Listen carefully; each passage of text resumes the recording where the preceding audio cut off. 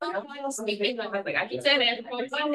That is, it's like like a lot of stand up resource guy. Yeah, yes, it is a sign in sheet. Good, how are you? I did, yes. Oh, okay. I said we. How often do they do that? Morning.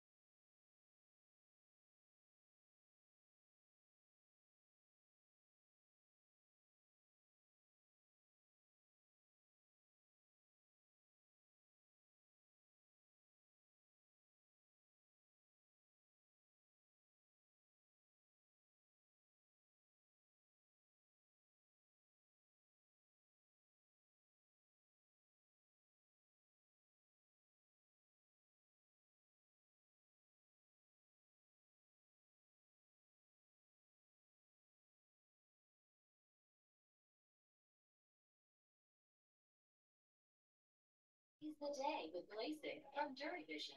Enjoy life without the hassle of contacts and glasses.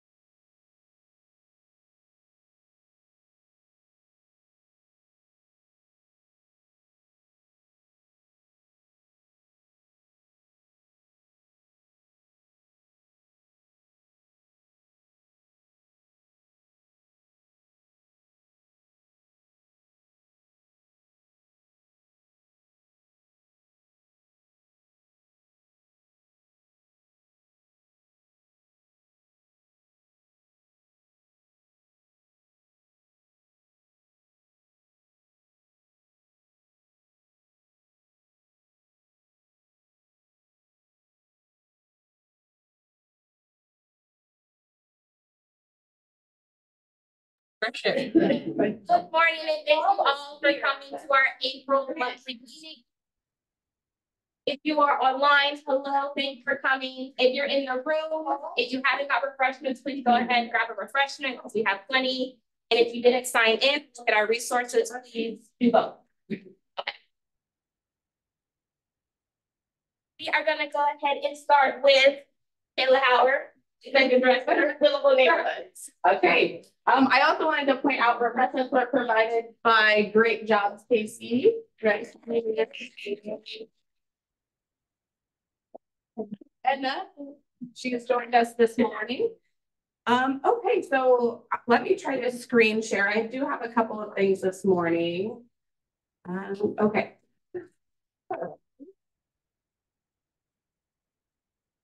It says that. Okay, there we go. So I just wanted to give everyone an update on a lot of things that are happening and all kind of coming together as one. So last fall, we did a strategic plan with the Livable Neighborhoods Task Force led by LaMonica Upton. The top two things identified were community connectedness and public safety. We initially started 2 subcommittees for that, but we realized that was a lot, and also public safety really goes along with community connectedness. So those 2 committees have really merged and started working together. So we have our strategic plan. Then we were also identified by the Wyandotte County Health Department as a co-lead for their community health improvement plan for violence prevention, specifically around community connectedness. So that is another big picture thing. And then we've also started being involved in communities for all ages, which there will be a short presentation about this morning by Alyssa Marcy. So these things all started as separate things, but they all really go together. So as part of the Community Health Improvement Plan, the Livable Neighborhoods Task Force Connectedness Committee serves as the first pillar of social cohesion. So they're really talking about neighborhood groups, how to reconnect neighborhood groups, what we can do to better serve neighborhood groups and our residents, and get folks connected again and rebuild that social trust. And then we have the next pillar of our community health improvement plan goals is built environment. So we have another committee or coalition is called the Connect WICO Coalition. And that previously was working with SEPTEC principals to improve our built environment, things like making sure we have street lights, making sure our sidewalks are safe, making sure bushes and like brushes cut back from sidewalks to increase that perception of safety. There might be a variety of things in a different direction. We take that slightly, but it still will center around our built environment. And then finally, the policy side of that will link into communities for all ages. And I'll save explanation of that for Alyssa's presentation, not to duplicate, but essentially it's reviewing unified government policies to make sure that we are a community that's safe and welcoming and a place where people want to and can live from birth until death, and making sure everything is accessible for all people. So that is a big picture overview of what's going on with livable neighborhoods right now and the different things that we've got our hands in that all really tie together. So I just wanted to share that with folks. And then I have one other thing I'm going to share here separately.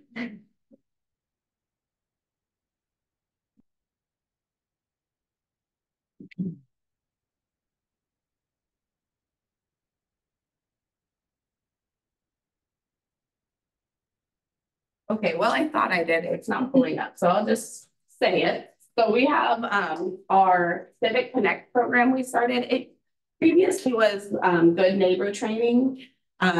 We kind of changed how it is a little bit, trying some new things. Our next time we do this might be different than this time. We're learning. We've had 2 sessions so far. Our first session was regarding just an overall view of the unified government, how our unified government works, the city side versus the county side. We also had discussion about solid waste and trash and recycling services. Our last session we had was an overview of budget and the budget department. We also did a miniature version of the dot talks where you fill out the survey saying what your priorities are, trying to balance the budget. And we had our treasury department come and talk as well. So our next one is on May 14th. It's the second Tuesday of the month, starting at 5:30, and it will be regarding wastewater and stormwater. So all about water and how our city deals with water. If you haven't signed up for that and that's something you're interested in, send me an email, let me know, and we'll get you on the list. I just need the only reason I really need a count is we provide a meal in the evening. So if you're interested and aren't signed up, please let me know. We'd love to have you. And then we have one more session after that. It was just a 4-session series. We will have our final one in June on the 11th. And I think that one is codes enforcement and 311. So I bet a lot of people are interested in that. And that is all I have right now. Is that here? It is here in this room. Yep. And there is more information also in the newsletter. You can also sign up from the newsletter goes out every week on Thursday. One more announcement for livable neighborhoods. If you are a representative of a neighborhood group, you currently have an active grant through Health Forward Foundation to do a neighborhood impact project. It is due next Tuesday on the 30th. So if you want some extra money to do something good in your neighborhood, please go ahead and fill out the grant. Okay.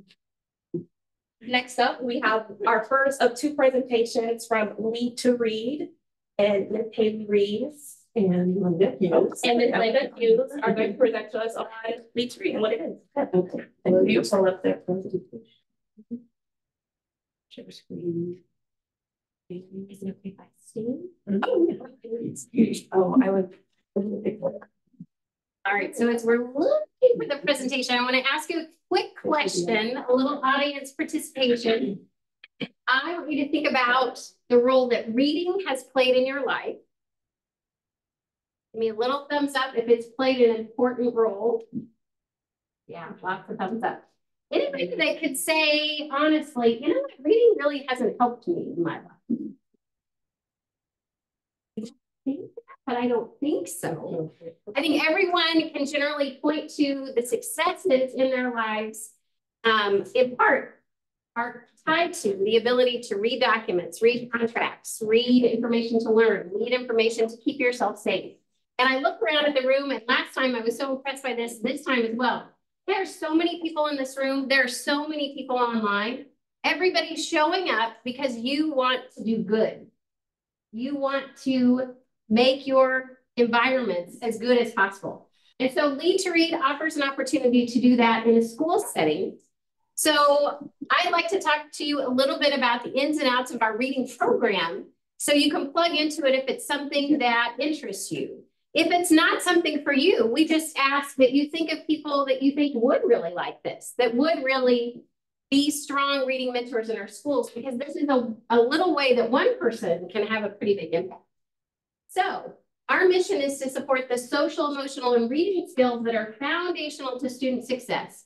And we do that by advancing our literacy platform and recruiting community volunteers. I want to shout out Haley Rees right now because we just surpassed 1,700 volunteers.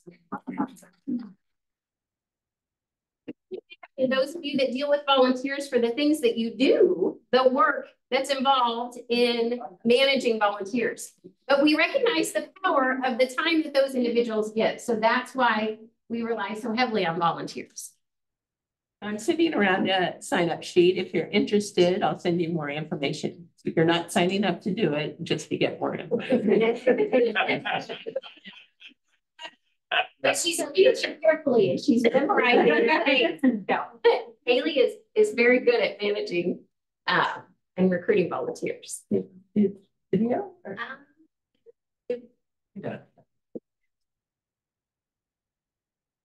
We can share out more information if there's something that you don't get to share.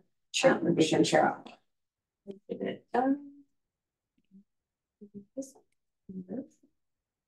There we go. Okay, so I have some tough information this morning to swallow. Based on the 2023 MAP scores in KCMO public and KCMO charter schools, only 21% of third graders were reading proficiently, were reading on grade level.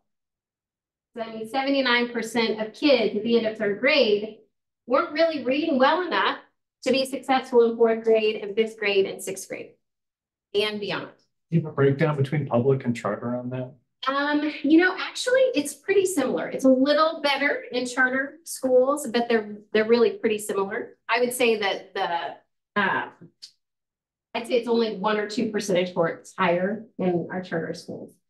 So this isn't Kansas data, but we kind of extrapolate, you know, a similar situation in both of these places. So that's why we put our energy into first, second, and third grade. So those kids get that extra boost of individual support before they get to the end of third grade.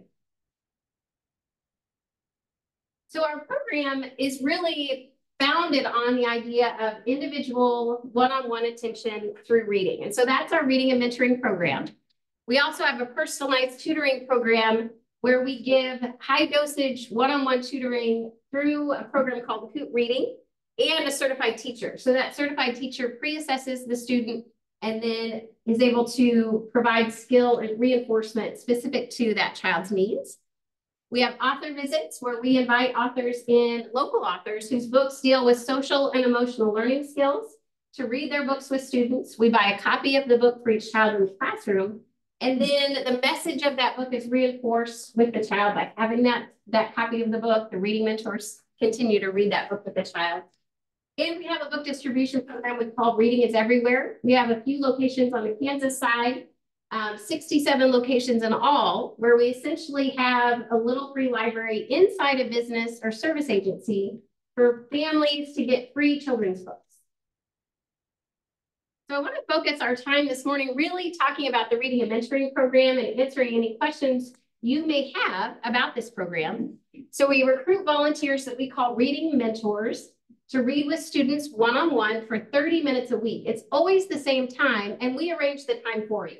So say you want to go to Whittier Elementary, you'll go to Whittier from 12 to 12:30 on Tuesdays. The same time all year long. It's always going to be that time. The kids might be out for a field trip one day. We'd let you know about that kind of thing, but it's always that same time.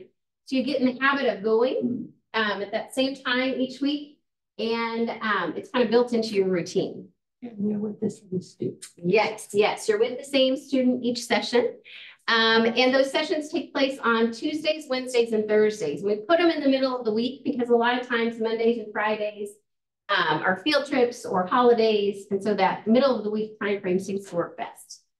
We also have Leach Read employees called site coordinators that guide you throughout the entire process. So those site coordinators are at the school each week to make sure you get paired up with your student.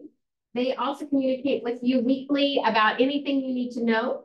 And they're also on-site support if you have a question, if you have a challenge with your student, or if you want to do something more. You probably remember this from your own schooling, and maybe with children that you've been with before. But a switch happens in third grade. Up until the end of third grade, children are learning how to read, and they learn how to read at various stages.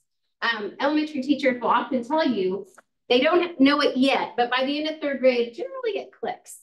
It doesn't click by the end of third grade. You're moving on to grade levels where you're expected to be able to read well to be successful. And your school's curriculum is based on the ability to read. And you're expected to be able to read a word problem in math, science experiment, comprehend long passages of text, reading chapter books and beyond. And not only reading them proficiently, but understanding what they're saying. So if you're still struggling to decode words at the end of third grade, you're really not in a position to succeed as you get older.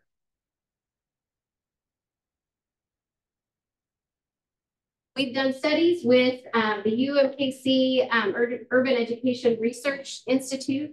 And these studies have shown that our students outperform the students that don't have a reading mentor. On sight word acquisition, on their general reading skills. We also found that students in our program have better attendance and less discipline referrals. And when we ask our teachers about that, they say that kids want to be there when their reading buddies are there, and they want to be in the classroom. They don't want to be in the office or somewhere else, missing out on that one-on-one attention with their mentor. We have different ways of volunteering because we recognize people might have an interest, but they want to find something that fits their schedule. And so really our gold standard is a weekly volunteer, and that's someone that comes every single week. You always read with that same kiddo. We also have a shared option. If you want to share a student with someone else, you can find someone and say, hey, let's share the same student. Or Haley could pair you up with somebody that wants to share a student. That means you come twice a month and you're still with that same student when you come, but you're just not coming 4 times during a month. We also have an option called a Flextra, which is a made-up word for a flexible extra volunteer. Those Flextras come once a month or as often as they're able to come to fill in for other people who are absent. So you are not reading with the same child each week, but you get to read with lots of different students in the classroom. So Haley's passing around the sign-up sheet. That will allow her to send you more information. You can also go to our website and go to the apply portion. There's a short online application. And once you complete that, Haley will send you a link to do a background check. If you have a current background check on file, you can send Haley that information. And then there's a brief online training. You finalize your school selection. So when you initially do the application, you say what school you'd like to go to, but Haley wants to verify that's still where you want to go. So she'll verify that, and then you begin reading with the student. There are also many ways to help. So if you're not able to be an in-person volunteer, we always need help with books. We always need people to help us donate books, host a book drive, become a book collector. So just kind of, being someone in your neighborhood or in your business that collects books for people when they're done with those books, we can always find homes for them. You can do a donation. You can shop our Amazon wish list, which is all books. Or you can do lots of things to help us. Probably the easiest thing is following us on Facebook or Instagram, sharing our posts, broadening our outreach. So you can kind of see from these pictures, again, lots of happy kids, happy adults. And we really do believe that, and our research has shown that this individual attention for a student does move the needle on literacy. It does help children become stronger readers because you're that child's reading cheerleader. We don't expect you to have any special teaching skills beyond just an interest in helping a child become a stronger reader. So we have the benefit of having some readers in the room. So I'd love to kind of hear from them. I work for Leach Read, so you probably might think, yeah, I shouldn't say that. But the actual volunteers, if you wouldn't mind saying a few words. Oh, so I'm Rose Iles. I'm with Strawberry Hill Neighborhood Association, and I volunteer too. I'm lucky, I'm retired. So I do 2 days a week, one over here at Whittier. On Tuesdays, I have a cute little 2nd grader who cannot read at all, nothing. And over in KCMO, I'm at Garfield and I have a 1st grader and I'm a Flextra over there. So get a different kid every week. And some of them could read the encyclopedia to you. Some of them struggle, but they all light up when you walk in the room. So it's a pretty great feeling. And the Flextra is like the superhero because otherwise there's big, element tears when your volunteer doesn't show up, but then they still get somebody like Rose to step in. So thank you. Then I also volunteer as a reading mentor. I read at Banneker on Wednesdays from 12:15 to 12:45. It's kind of a full circle moment for me because I also went to Banneker. So it's really cool to see how things have changed to kind of give back in water, literally like my roots where I came from. I have a 1st grader named McKean. He's great. Sometimes a little moody, but it's cool to see like little people have big personalities and they're individuals that you're helping to be successful later on in life, and they have their moments, and it's nice they come for you for 1st grade advice, or if you're just having a bad day, you talk. So it's more than just reading, you're also working on like social skills in a way. Yes, absolutely. Yeah. I know you weren't expecting it, but I'm a volunteer too on the Surrey side. Yeah, I volunteer at Faxon Elementary. I just started a couple weeks ago. So yesterday I do Wednesday. So yesterday was my second visit with the reading time with a youngster. He's a first grader. Awesome personality. His name is Kyrie. And he's amazing. He's totally amazing. And it's just nice because I just take a half an hour out of my work day. That's what I call my lunch. And I go and I read to the kiddo and go back to work. So there's flexibility. I mean, if you work full time, there's flexibility. You can take your lunch and go do the read, eat on the way there or on the way back. In the car, right? But get it done because I feel like it's really, really important to give back. And that's one of the ways that I do it. It's Edna, yeah.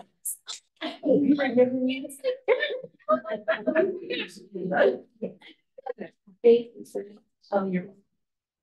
These testimonials were fabulous. Yeah. It's a nice sort of mental health break. You get out of your own head, out of your work, step away from the office and go and see the world through a child's eyes. yeah. Any questions that we can answer? We put some information on the table and a big bag of free pins. So if you want to spread that around for people that you think might be interested in doing this type of thing. Yes. You mentioned a recent background check. How recent is recent? Within 3 years. 3 years.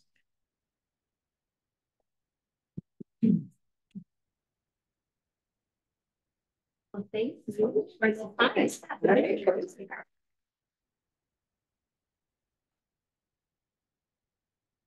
Right. Our second of two presentations, we're going to have Alyssa Marcy with Unified Governments Planning and Urban Design, and she's going to talk to us about what is community for all ages.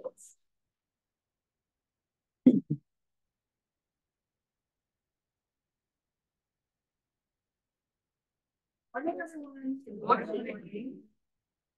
So my name is Alyssa Marcy. I work as the long range planner for the UG's Planning and Urban Design department, and I'm going to tell you about a program that the UG recently launched or is taking part of. I actually do want to recognize Commissioner Bynum because without her, it would not have become part of the UG. But this is Communities for All Ages. So this program is facilitated by Mid-America Regional Council. It's a regional program that any city can do if they want to improve their services and just generally their culture so that your community becomes one that is accessible for people in all age groups. And that specifically, I think, too, allows people to age in place.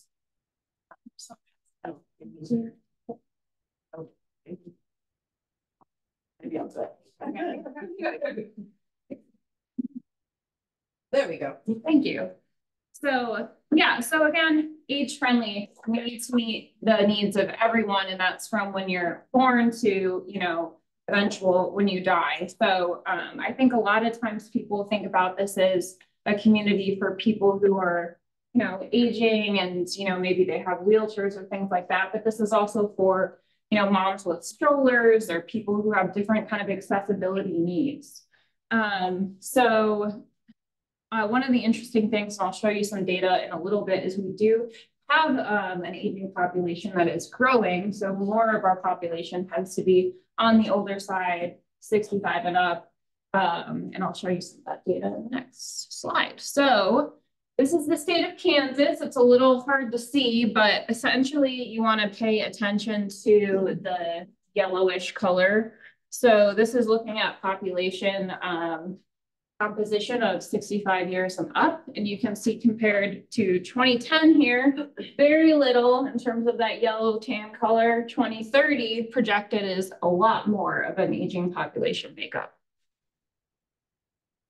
And then specifically in Wyandotte County, I wanted to look at what does that look like here. So easy way to read this chart is you start at that pink color, that's going to be your 0 to 4 ages. And then as you go clockwise, each new color is a different age group that goes older. So you have your youngest 8.7 in the pink next to your oldest, which is 65 plus there. So if you look at 2010 compared to 2022, we actually see that we have less of the youngest part of our population and more of the 65 plus part of our population.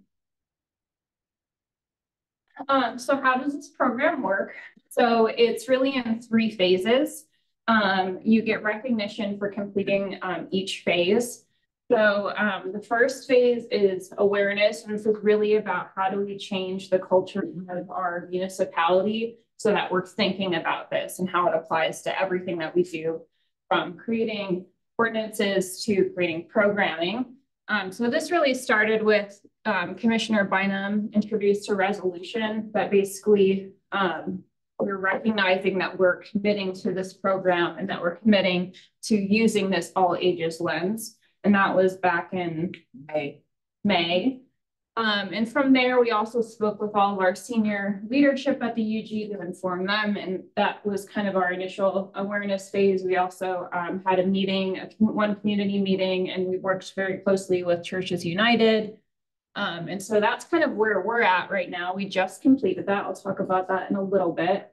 And so then the next piece is that you go and you assess all of these different services and pieces of your community and how well you're actually doing in terms of meeting the needs of all ages. And then finally, the last stage is making those actual implementation changes so that you can move towards those goals and address those gaps that you found in the assessment phase. So what's really nice is that Mark kind of provides all of this material for us. It's the same material that everyone uses. Edwardsville is another city in Wyandotte County that is also pursuing this program. So basically they give you this assessment, and this is for the assessment phase, to walk through all of these different components of your community that really impact people of all ages. So you'll see some of these categories are community and neighborhood, housing, transportation, community services, healthcare, and I think an important one too is inclusion. So this is what we'll be endeavoring on soon. And then I just wanted to give a couple examples of what this looks like. So one is just being able to pull this into policy and planning so that when you're going and saying, hey, I'm going to plan the next 10 years of my city or my neighborhood, that you're actually looking through this all ages lens. So there have been cities that have done that. We recently did that with our citywide comprehensive plan that was adopted in November. Plan KCK as an all ages lens. Another example, and these are pulled from the KC metro region, is cities that have looked to their accessory dwelling unit ordinances. So the important piece of something like this is, as someone wants to stay in their community and age in place, maybe they can't take care of an entire household anymore, but if you allow people to have these extra units, you know, that's maybe just a small 1-bedroom in their backyard where they can stay, and then maybe someone else occupies the full house, that allows them to still stay in the neighborhood and in their community without maybe having to find somewhere else to go. I wanted to throw this one up there too. I think in our community, we have a lot of needs in terms of just places to sit at, say, public transit stops or parks, right? Those little tiny basic things are something that we talk about, and that can affect everyone. And then I think also another one is just making sure that all of our staff are aware of these things so that when we create new programs or adjust the ones we have, we're changing them to fit the all ages lens. So again, the progress that I mentioned, we had that resolution that was adopted. We presented to our department heads and our senior management at the UG. Churches United held a community meeting. And then we also we do have a spot on the website, which I can share with you if you want, Kayla, where you can find some of this information. And then we did have a survey that we still have open if anyone is interested. And it kind of asks you a lot of those questions that you'll see in the assessment phase. So, just a little bit of the survey results. I think it's apparent, you know, one of the questions is, how would you rate our community as a place for people to live as they age? Generally, we're seeing that over 60% of the respondents said that we're poor or fair. So we know that we have a lot of work to do, and that's our point. And again, I had mentioned that our comprehensive plan had an age lens, and those are some of the lenses that we had as an example for that. So before I continue, I do want to say that one of the great things about this program, especially internally at the UG, is that it's made us pull people from all these different departments that have programs and services that are for everyone, but happen to be located in all of these places. So we right now internally have a group that's made up of people from health, transportation, Bayla's part of it, area agency on aging, who am I missing? Can't remember, community development, all of these folks that we're pulling together to try to think of how can we do better in the services that we provide and make sure that they're more centralized and not spread out all over the place, because that in itself is an accessibility. So with that, I'm going to leave with a video. So last week, we actually received our bronze recognition at the First Suburbs Coalition meeting. And this was the video that we shared at that award ceremony. Okay, I'm gonna play. I hope that online folks are gonna be able to hear the audio. If you don't, let me know and I will try to fix it.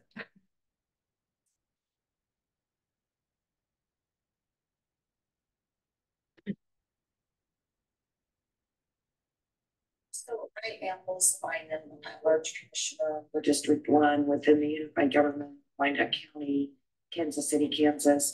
I'm very pleased to be a part of the work happening within the Unified Government to attain status as a community for all ages. Through the Mid-America Regional Council, we've attained our bronze status, which signifies basically our commitment. I worked through our county administrator and our mayor last year to adopt a resolution, and that was step one of this process. We're happy to be involved with it because it strikes me that it's a commitment on the part of our government to help. Oops. Sorry. I was trying to fix the sound.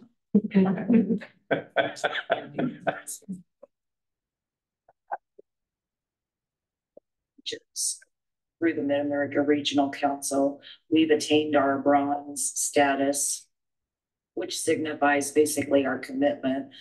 I worked through our county administrator and our mayor last year to adopt a resolution, and that was step one of this process. We're happy to be involved with it because it strikes me that it's a commitment on the part of our government to help be a part of creating a community where one can live a fulfilling life from birth through death.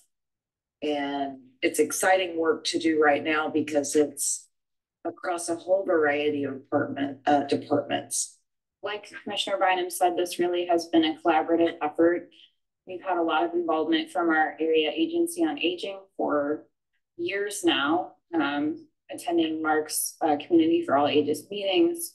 Churches United has been a big part of this effort as they work to provide more elder care in the community, and they continue to be partners. And as this has grown just over the last year, I would say we've had more and more departments within the UG that are getting involved because there's just so much overlap with the services that are provided, with goals. For example, Plan KCK, this was a huge part of our comprehensive plan in terms of providing community prosperity for everyone. And we also have our community health improvement plan. And part of that is community connectedness and safety. And that really overlaps with these community for all ages principles in terms of providing mobility, access to services, inclusion in the community, and those kinds of basic needs. Not only that, but we're also at the beginning stages of being ready to reach out to other agencies and organizations within our community because they also provide a variety of services. And I'm particularly speaking of those that might be engaged in working with older adult population. Obviously, we also have a number of agencies that work with young children. So again, it's that span of age from birth to death. And we have a lot of people in the community doing really good work toward that. So we're just trying to bring it all together almost under one umbrella as a community for all ages. And just to reiterate, I'm really proud to be a part of that work and to be an elected leader in Wyandotte County that's leading that work. But the real work is being done by our staff and by those agencies in the community. So I think we're going to enjoy what the future brings in terms of the continued steps of the process. Following our bronze recognition, we're going to begin working more directly with the community. The next phase to achieve our silver level recognition is to assess different components of our community. So I mentioned a little bit before, but our transportation services, for example, our inclusion programming in the community. So we'll be able to actually assess what we do have and what we don't have and come up with action steps to fill those gaps. There's a silver level that we will work toward attaining next. And then, of course, the gold level is the level that we want to achieve ultimately that cities all around the metropolitan area have been able to achieve. So certainly we will be looking at anything and everything that other communities have done that have helped propel them to that gold level and emulate that. In the planning department specifically, we're gearing up for a zoning code update. We really, really need this. It will address a lot of key issues that we have in our community and help us to better plan and then develop it so that it's more accessible for for members of all ages, specifically for our elderly population. So making those specific policy and ordinance changes will have a great impact on our community for decades to come. Cool.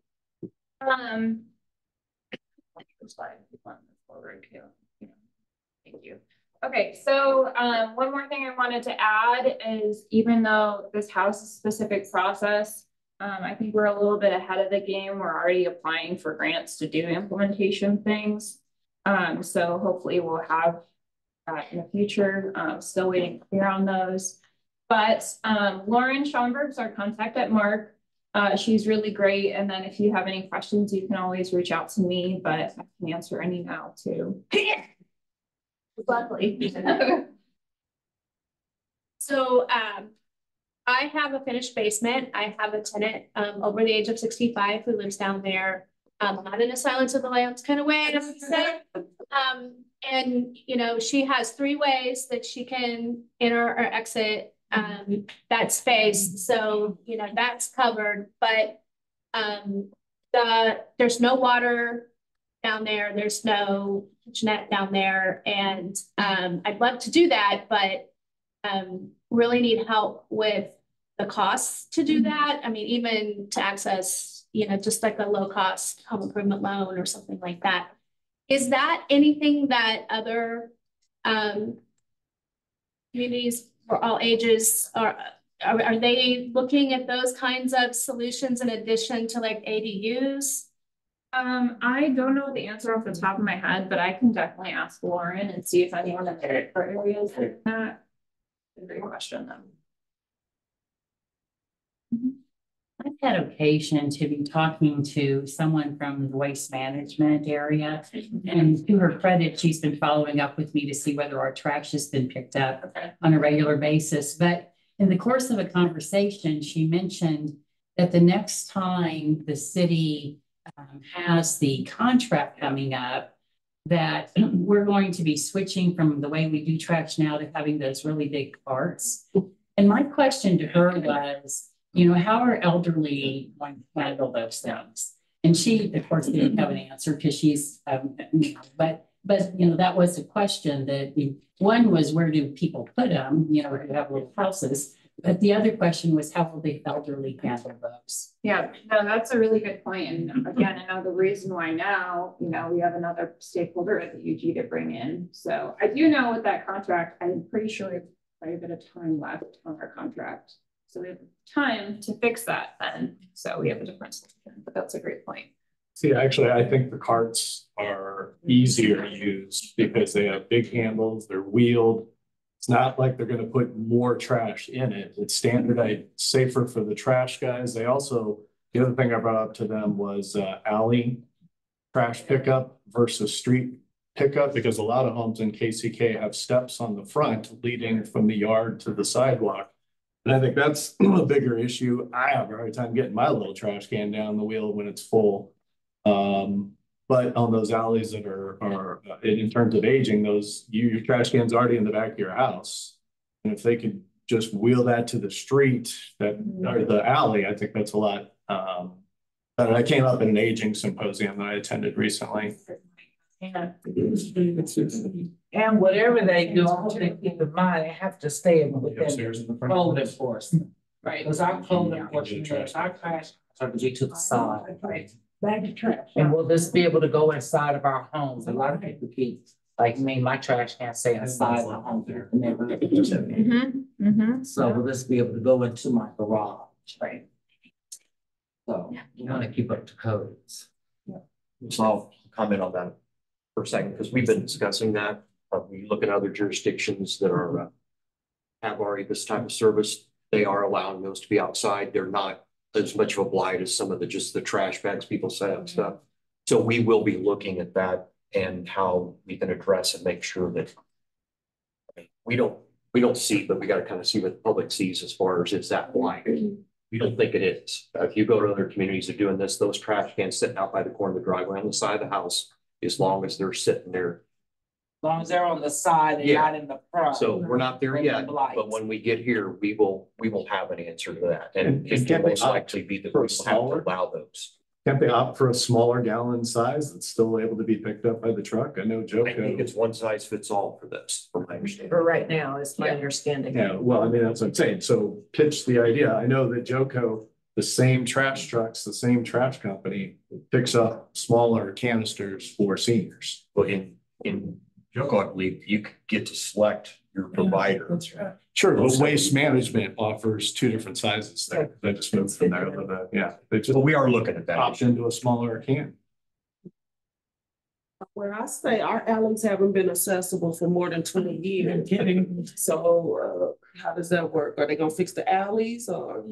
And then I drove our neighborhood and I went up 12 different blocks. And 8 of the 12 were passable. Some tree trims that have to be trimmed, but 4 of them that I went down, I would not think that a track truck could down. So it wouldn't be universal, but that's definitely a great point. You don't have an alley. It's just an idea. It's not this is the way we've always done things. Let's keep doing it. It's brainstorming and coming up with solutions that are going to be helpful. It sounds like everybody has opinions about trash pickup, and maybe that should be saved for another conversation. Anybody else have another question about communities for all ages? I wanted to publicly thank Commissioner Bynum for helping my neighbor out who's trying to stay in Lino. I think this is great because it is hard to get the information pulled together. I've been kind of attending different meetings and taking things back to my neighborhood, and they're like, we didn't know about it. So I want to thank you for that because it meant the world. I mean, to yours. So it meant the world for that. So. My question just was, what city is implementing this? Like, what city can we look at as a baseline of who's implemented this to gold? Like Fairway is gold and they're this big. Yeah. So it was not as hard. But they did a really good job with their community engagement piece of it. So we have looked at them. I think Prairie Village is in I the. think Westwood is, I think Green Valley was the one that received the gold last week as well. And the website, if you go to the Mid-America Regional Council website and then look for the Communities for All Ages, you can look at the communities that are in the process and where they are. I was gonna say, quickly, thank you. I'm super happy to be able to bring the presentation here. You may or may not know, but since the year 2011, 10,000 Americans per day have been turning 65. And we've got 5 more years of that. That's the baby boom generation.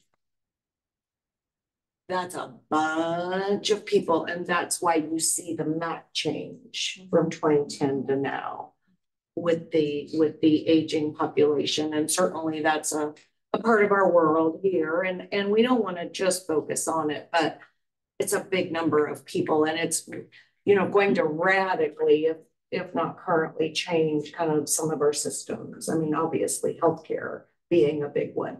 The other thing I want to say is I'm 61 years old. I have one knee replacement and another knee that needs a replacement.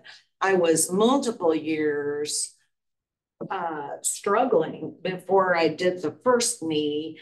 And the point is that because of these mobility issues, I love traveling with my children and taking little trips to go look at things.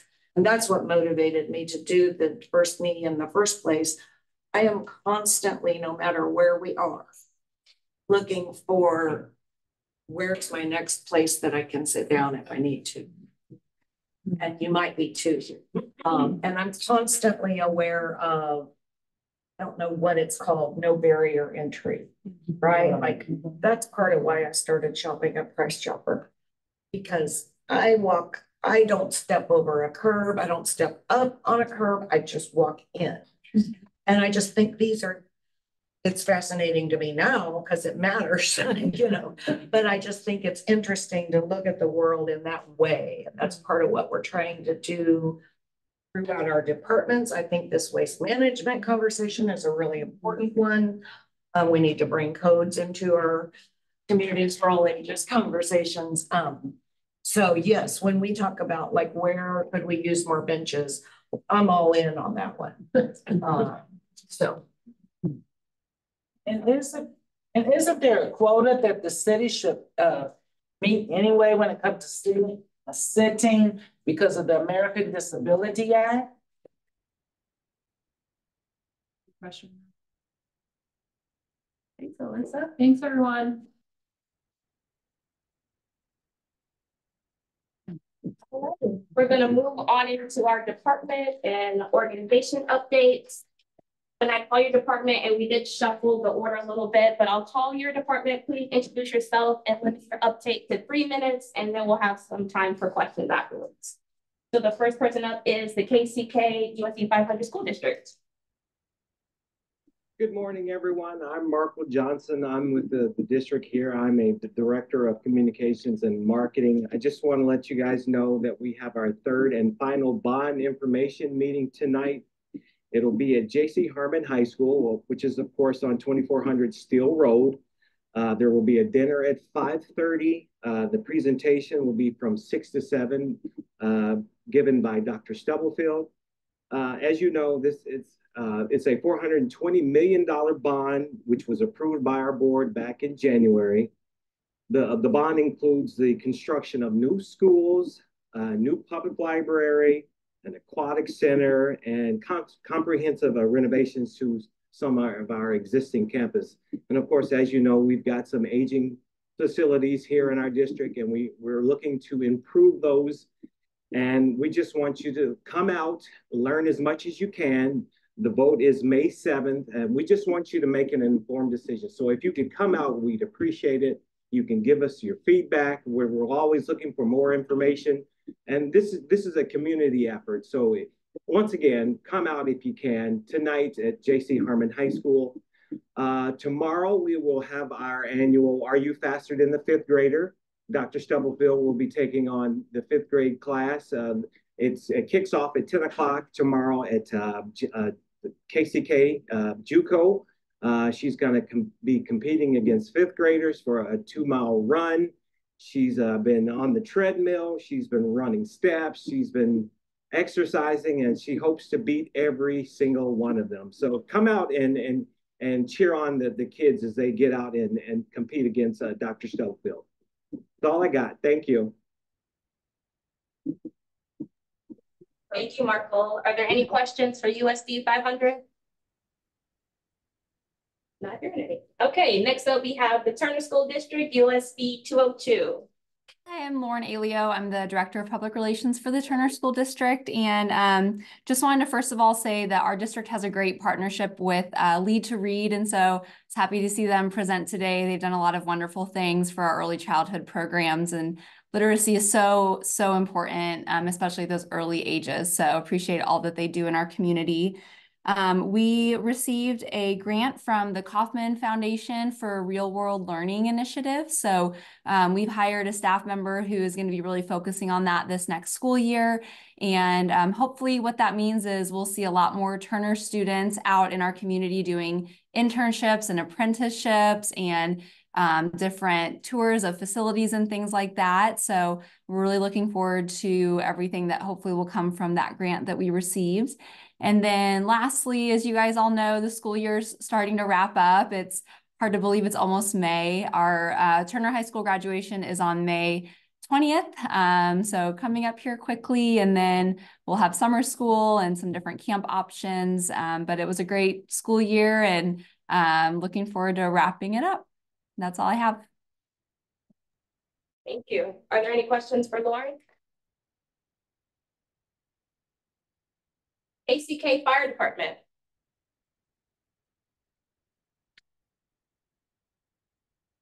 Going once. There you are. We can hear you. Okay. We're right in the middle of the, well, towards the end of this spring open burn period. We've issued about 530 permits. We've had 9 days of wind suspensions, which is pretty high. So Air Quality and I have asked the county administrator for his permission to extend that through the first weekend of May. I sent that request off. I have not heard from him yet. Hopefully we hear from him before this weekend, since this weekend looks like it's going to get rained out too. Don't really want to extend it through Mother's Day weekend to smoke out all the Mother's Day events, but I think we can definitely get it done next weekend if the county administrator approves that. This month's safety tip, I will attach a NFPA safety PSA for electric bicycle, scooter, hoverboard safety, about how to maintain those, safely charge them and take care of them so they don't burn down your apartment or house or wherever you're at. Currently, we have 22 cadets going through our fire academy. They're scheduled to graduate on July 25th. We are also undergoing testing and applications for the 6 firefighter trainee positions. I think the deadline for applications for that may be over, but we do have an open-ended one for the firefighter positions. We're still about 25 to 30 down. And as of today, we ran a total of 11,050 calls, which is about 2% higher than this time last year, which is typical year over year for probably the last 6 years for the department. We increase our call volume by about 2%, sometimes 3% each year. So that's all I have for you, unless you have any questions. Are there any questions for the chief? Thank you. All right, next up we have Wyandotte County Sheriff. Going once, going twice, sold. All right, Board of Public Utilities. Hi, how you doing? I'll stand up a little bit so you guys can all see me. My name is Carlos Kias. I'm the development coordinator here at the Board of Public Utilities. I wanted to come and personally introduce myself to y'all and introduce you to what I do out in the community, and that's energy efficiency presentation and workshops. A few of you look familiar from me getting out in the public, but I still like to reach out to all your guys' groups. What I do is I come out and give a 15-minute presentation on energy efficiency tips and what drives your utility bill. There's a few things that in that 15 minutes that majority of the people will pick up that if they implement them in their household, you will see your energy bill decrease. I go out daily to individual homes as well to speak the same thing. Energy efficiency, your water usage. I have little care packages for the needy that they just can't get to a Lowe's or Home Depot. So I carry around weather stripping and caulk and seal, some of the things that we all could purchase for, you know, less than $10, but some people can't. They just can't do that. And their bills are going up and they're just kind of, what do I do? I'm that guy that I'm trying to get out to the public and to your guys' group to set up a time at any time. Matter of fact, I have a sign up sheet if you guys would like to sign up today. I'm available at any time. I have some cards as well. If you're interested for one-on-one conversation with me, I'm more than happy to do that. So again, Carlos Quias, Board of Public Utility, and hope to hear from you guys soon. Okay. Appreciate your time. Yes. I guess I do have a card here. That's fine. If anybody else wants a card, Carlos will be around. If anybody has questions for me, I'll pass them on. Questions? Any questions besides some cards? I love to talk, so it doesn't bother me one bit. So, you know, have a good conversation. I gotta back up because I accidentally skipped over KCKTV if anybody. Yeah, I'm here. Come on up. Hey, everybody. I'm Joe Grisella with the police department. I will be brief. Got some events and stuff coming up. I just wanted to make sure everybody's aware of. We've got our next testing phase for anybody. If you have any family, friends, or anybody that you know wants to be applying to the police department, our next testing phases will take place on the 15th of May. For any of you guys that basically live north of the Kansas River or north of Armourdale there in the east of basically 635, live in the East Patrol area, or if you don't, you just want to go, East Patrol will be having their open house on the 23rd of May. That'll be a Thursday. It'll be from about 4 p.m. to 6 p.m. There'll be some food and stuff there. So if you guys would like to attend that. We'll have our 3rd annual Tackling Conflict Together football camp, working with kids ages 8 to 18, learning about football, but also working with conflict resolution. Great event. It's free. For anybody that wants to attend it that are in that youth group, you have to sign up for it ahead of time, I believe. That one will be taking place on June 8th, and it'll be taking place at Bishop Ward's high school football stadium there at 1600, basically 16th Armstrong-ish, I think. Yep. We've got multiple summer youth academies that will be going on for kids ages 12 to 15. There'll be one for each division. That's all listed on our website. So if you guys want to, if you know of any kids that like to do that, that's all there. And then I'm the division commander for West Patrol. So basically 635 all the way to like K7. We'll be having our open house on the 27th of June from 4 to 6 as well at our station, which is their 80th in state. I think we're actually going to be doing something. We'll partner with a fire station that we're attached to as well. So you can come see big red fire trucks or police cars and have some food and get to see the state. So, but yeah, a lot of stuff going on. So I'll be here for a little bit after the meeting if you guys have questions, and I got to get to another one. But yeah, thanks. Appreciate the time. Hey, Joe. Yeah. Can you talk a little bit about Peace Walk? Oh, yeah. Good point. We just had our 3rd annual Peace Walk this past weekend. It was a great event. Wonderful turnout. Basically started at 5th and Washington and then walked up to about 5th and Parallel Parkway. Had representatives from a lot of our local community members and groups. You know, Sheriff's Department was there, US 500 was there. We had fire department there. We had all, I mean, you name it. We had other groups and representatives from the city and county governments, as well as a lot of our community groups and everything else. So it was a great event. A lot of people were there, and it's cool because I've been to every single one of them. We just had our 3rd, and it's continuing to grow. So it'll happen. We'll have our 4th annual. This probably around April of next year. We'll push that out. But we had food. And we just had our ribbon cutting, if you will, for our new game trailer, which has a focus on getting kids in and then talking to them about things like fentanyl safety, you know, not taking fentanyl and all these other things. But kind of giving them something that will be exciting to get them interested in that, so we can then hit them with other really important stuff to keep them safe. So, but great event for all of you guys that were there. It was awesome. Thanks for coming. I look to see you guys at the next one next year. So thanks. Thank you. We have the mayor's office up next. Irene Galdeo, Chief of Staff. I hope you can hear me. Last month was something happened. Great. All right.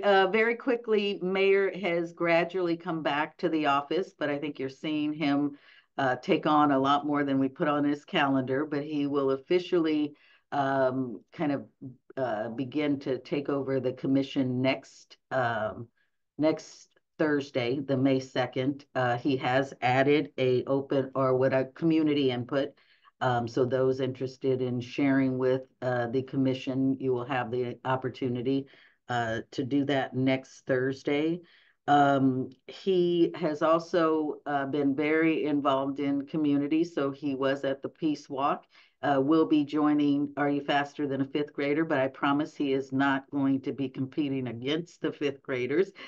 He will be with the walkers, and we will make that commitment today. He is very much wanting community to understand. There are a few kind of one hot topic of the mobile trucks that he is committed to working with community and the commissioners, importantly as well, with that ordinance. So I know you're hearing a lot of rumbling, but he's very committed to make sure that we are working through that with commission.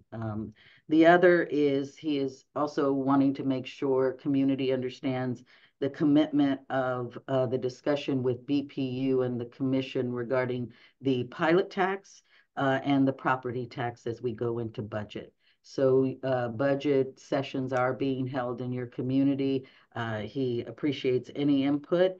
And the last thing is that we are also really taking a look at renewing and revitalizing the task force in a different way. So there will be some that will kind of be placed on hold. I'll get with those members, but we do appreciate all the input community will have and has. Thank you. Thank you, Irene. Questions for the mayor's office? We do have one. The food truck, she was talking about food trucks. Now, is that an issue with individual citizens or a few select businesses? My neighbors are more concerned with trash and traffic and are frustrated by the commissioner's focus on the food trucks. They should be doing things according to code and law, but there's not as big a focus on the citizens as I think a few select businesses, restaurants in particular. The mayor's office, along with commissioners, have definitely heard from residents about the noise, the trash. So all of that is going to be taken into account as we have been listening to business owners, residents, the mobile trucks. There is an ordinance, and I think that's what is happening is it's now being enforced. So if we can, what the idea is to hear from all aspects of impact and really create something that is beneficial for not just that area. It popped up in the area of 18th and Central, but we are talking about an ordinance that's community-wide and food trucks that are from downtown all the way west as well. So, yes, it's a hot topic in an area, but it really involves much more than that area. So we will be and have been listening to residents, food truck owners, along with businesses as well. Thanks, Irene. Next up, we have the district attorney's office. Hi, good morning. Jonathan Carter here. I'll be very brief as well. We also enjoyed the Peace Walk, fantastic event, and we're looking forward to next year doing it again. So briefly for our office, like everyone else in the UG, we're hiring as well. So if you know someone who's interested in working in the DA's office, we have administrative positions, we have attorney positions. So just go to the UG website and you'll find the DA's page, and you can look, or the career page rather, and you can find everything that we have available. And finally, the Community Liaison Board will meet this evening, and it'll be a Zoom event. And we encourage you, if you'd like to join the Community Liaison Board, to just go to the website on the UG, or go to the DA's page on the UG website and just fill out the application, and we'll get you in, and we'd love to hear from you. So that's all I have. Thanks, Jonathan. Questions for DA's office? Just making sure I moved really fast last time. Next up, we have UG Strategic Communications. Good morning, everyone. Crystal McFetters for Strategic Communications. Can you all hear me? Okay, perfect. Thank you. Thank you. We have a few updates. Want to definitely invite everyone out tomorrow to join our Parks Department at 10 a.m. at the Wyandotte County Museum for Arbor Days, as we celebrate being a tree city, and you can come out and help us plant trees, and that's in Bonner Springs, right in Wyandotte County Park.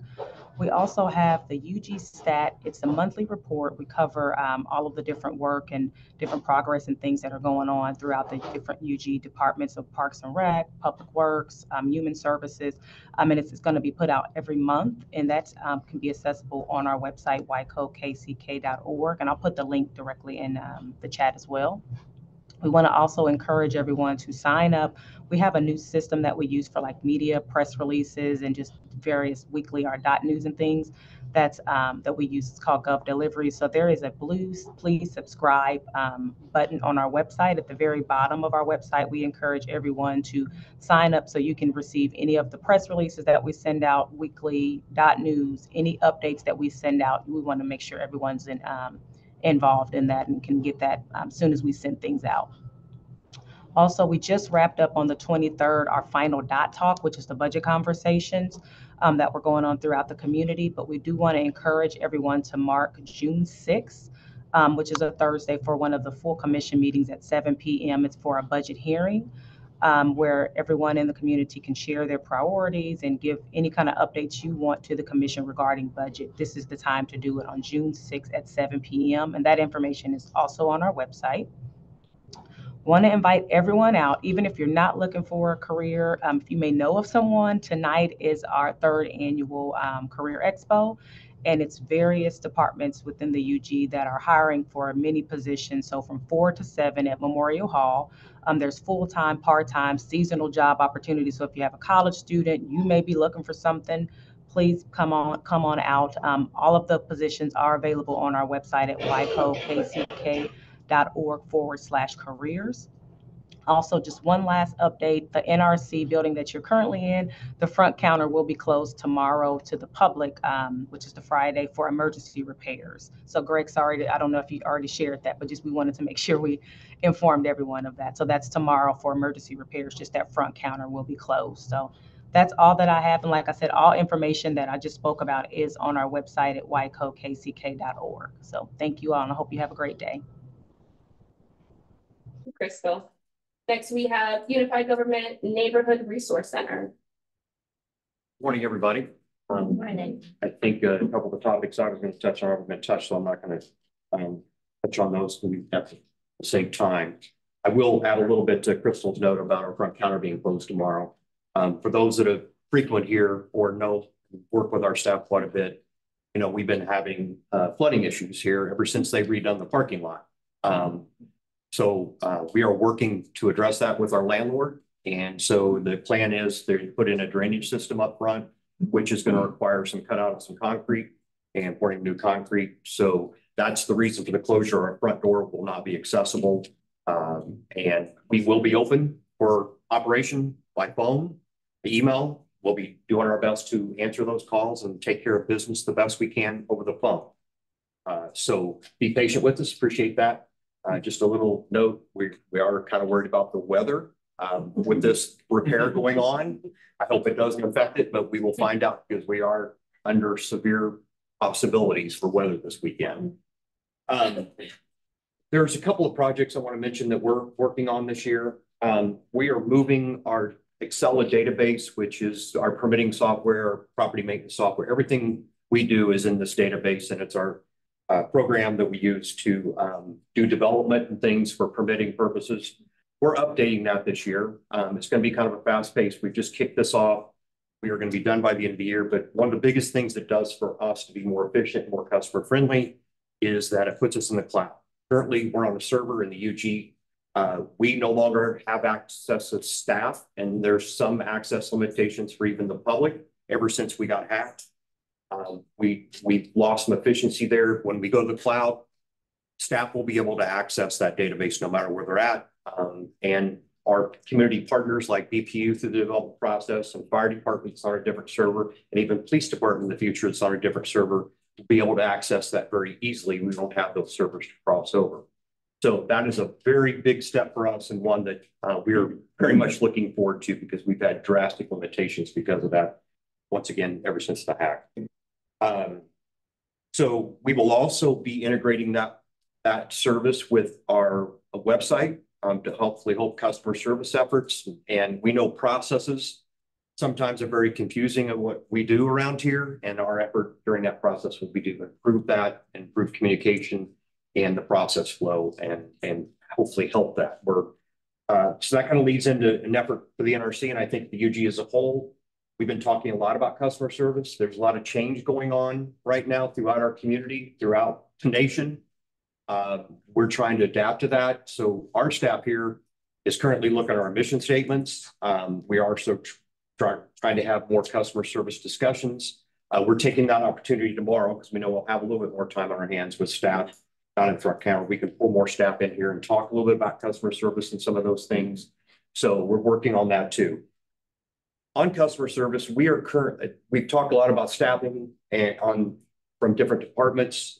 We've got the career fair tonight. We will be there represented. Currently, we have 5 positions open in our code enforcement office. Anybody interested in that profession, please let us know. We're still 1 down in our building inspection office, and we're 1 down in our administrative office. So we've made some progress. I will say on the 5 positions we have in code enforcement, we have 1 person that we're bringing on board. So that takes us down to 4, and we have 2 other prospects. So hopefully we'll get there soon. We have had vacancies in that division for quite some time. The manager over that, Patrick Colton, he's taken some additional steps, and we've worked together to actually try to improve the retention of those staff and trying to give them a career ladder. So we're just not a stepping stone into another department. That's a good thing too, but we've consistently had that turnover, so we're trying to improve that. That is it for me. Any questions? Thank you. Thank you. Does planning and design have any additional updates? Yeah, one quick update. Just an FYI, on Monday, we will be presenting on the 4th Minnesota redevelopment, the proposed project. So that's the Economic Development Standing Committee at 5 p.m. It's a hybrid meeting on the 5th floor conference room if you want to go in person. There is information online about the proposed development, but that will be a full kind of presentation on everything they're proposing, and we'll see what the committee has to say about it. For me, we have hands raised online. Adrian, do you have a question? No, I'm sorry. I was waiting to do a short community announcement. Okay. Last but not least, we have Wyandotte County Public Health Department. I will try and be as quick as possible. Report the one time that we have time now. But we are excited to announce that and I should say, everything that I'm about to announce has a flyer over there. Feel free to pick it up. It has all the information. I might not get to it all just by talking. But anyway, we have a new satellite clinic. It'll be at the Bonner Springs Community Center every 1st and 3rd Thursdays from 9 a.m. to 11:30. That will include, but not limited to, STI testing, women's well exams, birth control, family planning, primary care, sports physicals, work physicals, and so on and so forth. Some of that stuff will have a set fee, while others will be either run through insurance or if self-pay or uninsured, will have a sliding fee scale. That's the first one. Second one is we do now have limited primary care services, both at the Bonner Springs,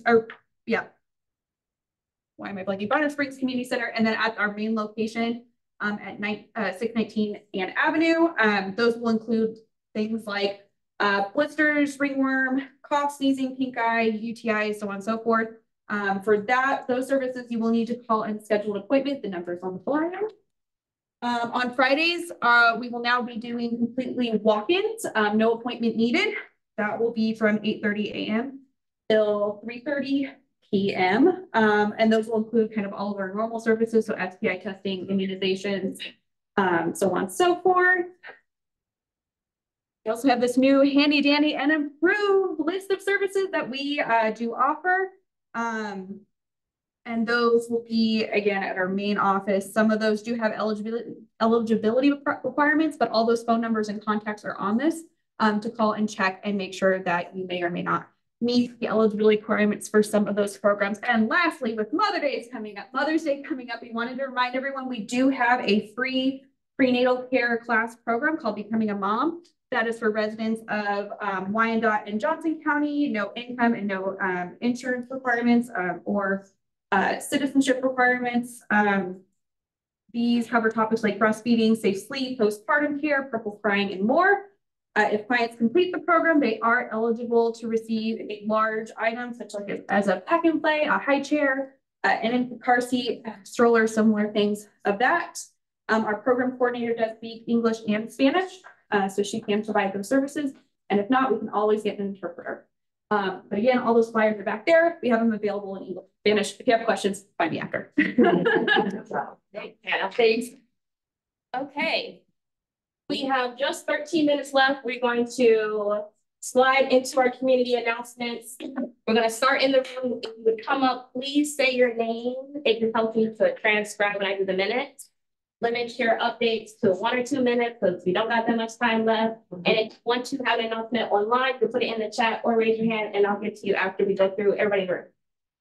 I'm Leslie Scott. I'm the founder of Reuseful. We have a new plastic bag and film recycling challenge that we just launched on Earth Day on Monday. There's a bin at the front and also at the recycling center and then at the UG's office building. Plastic bags, bread bags, produce bags, all kinds of bags that you can't put in your recycling can go. We heard about the need for benches in the community. We collect 1,000 pounds and we're going to get a free bench through the Next Trex recycling challenge. So bring your bags and help us earn a bench. More information on the UG's website. I'm Pam Blood and I'm representing Shepherd Center. We're having our annual books and bric-a-brac sale.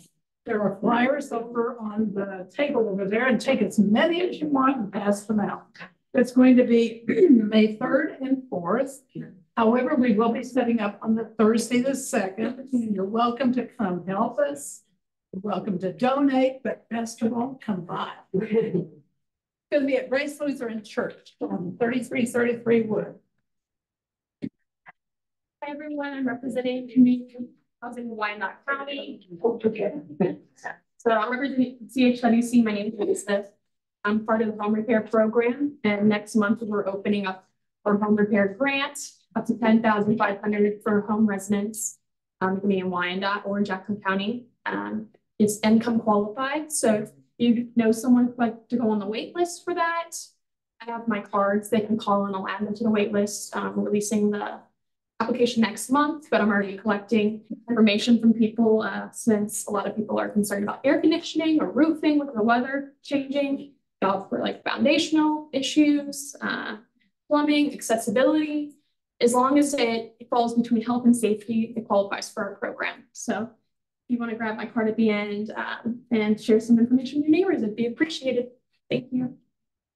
Good morning. I'm Gwendolyn Jones, the information specialist with the Area Agency on Aging. We're right next door, down the street, your neighbor at 849 North 47th Street. And I want to announce our annual sock hop. It's a celebration of seniors for, what's it called? Older Americans Month. It's the month of May. And we celebrate by having a sock hop themed resource fair. Commissioner Biden's been there, Ms. Blood's been there, Mina's been there, and it's a huge celebration. We have about 300 seniors that come out and dance contest, prizes, food. And we invite everyone to come. If you're not a senior, you can still come and celebrate with us. I have some flyers here, and if you want to order a t-shirt orders are due by the 30th of this month. Have any questions, give us a call. There will be transportation from our agency that morning to and from the event, which is at the George Mine Community Center. Do you have a flyer for all the information? Yes, ma'am. I have flyers right here. Wonderful. Yeah. You want to put the date for ordering the t-shirts is wrong on that flyer. It's wrong on the flyer. We extended the date through the end of this month. Hi, I'm Deanna Snyder. I'm the youth program manager for Youth Ambassadors.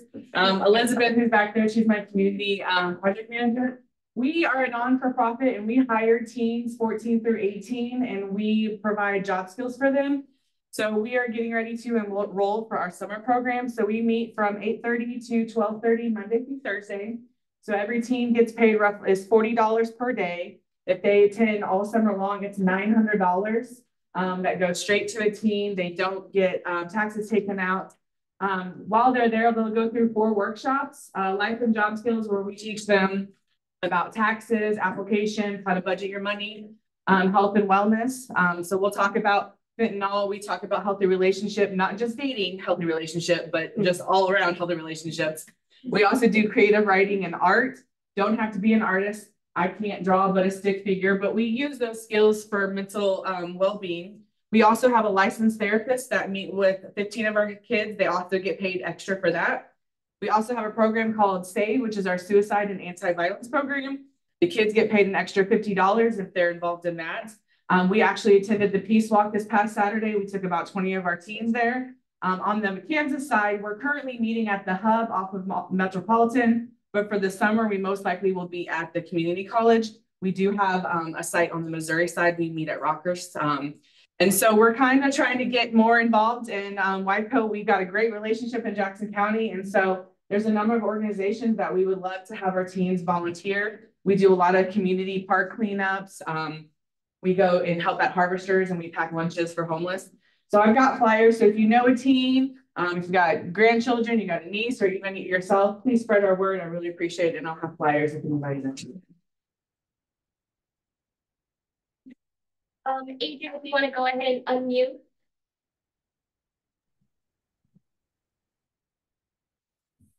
Hi, everyone. It's Adrienne with the Unified Government Budget Office. I just wanted to remind you to complete your budget simulator submissions. We are wrapping up our community outreach process this year. So I will put the link to both of our simulators in the chat. There's one for the city and one for the county. Thank you. Then there are a couple of announcements in the chat, mostly just updates from Crystal. If you have any additional questions about things that people have mentioned. And also, Andrea Vineyard said the Wyandotte County Motor Vehicle Office would like to just remind all of our residents that they can renew their registration online to help prevent them to come into the office and wait any longer than normal. We are extremely short-staffed at the front line level and want to provide the best customer service experience that they can. So visit the My WICO app to go ahead and register. And then Adrian put a link to finish the budget simulator. Okay. That is all for community announcements. Thank you all for coming to our April meeting. We hope to see you in May 27th, 9 a.m. I have one more thing I want to say real quick. Sorry, everyone. Okay, I want to remind everybody that's in the room to please sign in on our sign-in sheet, even if you have to write on the back of the page. We track how many people that come to our meetings, both online and in person, just as a way to gauge our outreach. And it's really cool to see the numbers continue to grow almost every month. So I really would appreciate you signing in. I also wanted to let you know those committees I talked about at the beginning, the Community Connectedness Committee that also addresses public safety, and that Connect WICO Coalition. If those are, any of those are something you're interested in being involved in or being a part of, just let me know and I can get you that information. And that is all I have. Thank you all for coming. We'll see you in May. Put out.